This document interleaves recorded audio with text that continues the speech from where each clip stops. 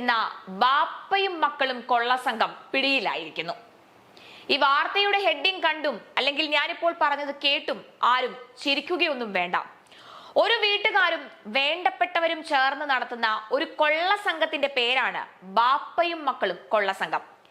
ഈ റിലയൻസ്, ടാറ്റ, ബിർള എന്നിങ്ങനെ കുടുംബ ബിസിനസ്സുകൾ കണ്ടിട്ടുള്ള നമ്മുടെ മുമ്പിൽ മറ്റൊരു കുടുംബ സംരംഭം കൂടി വന്നിരിക്കുകയാണ്.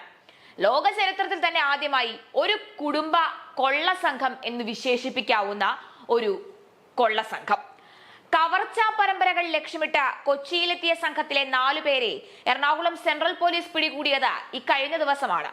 20 മുതൽ 23 വയസ്സ് വരെ മാത്രം പ്രായമുള്ള കോഴിക്കോട് ചക്കുംകടവ് സ്വദേശി ഫാസിൽ, കോഴിക്കോട് സ്വദേശികളായ മുഹമ്മദ് തൈഫ്, ഷാഹിദ് എന്നിവരാണ് പിടിയിലായത്.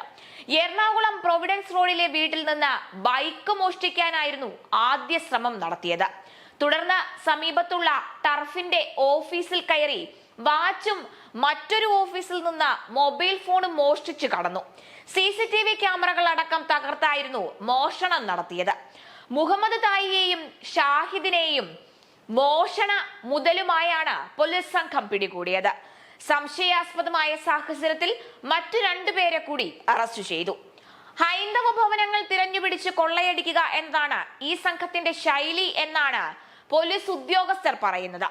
വലിയ പറമ്പ് കീഴ്മാടത്തിൽ ഫസലുദ്ദീനും മക്കളും അടങ്ങുന്ന കൊള്ളസംഘത്തിന് പൊതുസമൂഹം നൽകിയിരിക്കുന്ന വട്ടപ്പേരാണ് ബാപ്പയും മക്കളും കൊള്ളസംഘം എന്നത്. ബാപ്പയും മക്കളും എന്ന മോഷണ സംഘത്തിലെ പ്രധാനിയായ ഫസലുദ്ദീന്റെ മകനാണ് ഇപ്പറഞ്ഞ ഫാസിൽ. കോഴിക്കോട് കേന്ദ്രീകരിച്ച നിരവധി മോഷണ കേസുകളിൽ പ്രതികളാണ് ഫസലുദ്ദീനും മക്കളും. ഇവർക്കൊപ്പം കൂടുതൽ മോഷ്ടാക്കൾ ചേർന്നതോടെയാണ് സംഘം വലുതായതും. താമരശ്ശേരി, കൊയിലാണ്ടി, വടകര എന്നിവിടങ്ങളിൽ വിവിധ മോഷണങ്ങൾ നടത്തിയ സംഘം ബാംഗ്ലൂരുവിലേക്ക് കടന്നു. താമരശ്ശേരി മൈക്രോ ലാബിൽ നിന്ന് 68,000 രൂപയും 4 ഫോണുകളുമായാണ് സംഘം കടന്നുകളഞ്ഞത്. കൊച്ചിയിൽ വമ്പൻ മോഷണത്തിനെത്തിയ ഈ സംഘത്തിനെ ഇക്കഴിഞ്ഞ ദിവസം കൊച്ചി കന്റോൺമെന്റ് പോലീസ് അറസ്റ്റ് ചെയ്തു.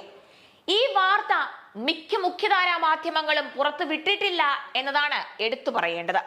നിരവധി മോഷണ കേസുകളാണ് ഈ സംഘം നടത്തിയിട്ടുള്ളത്.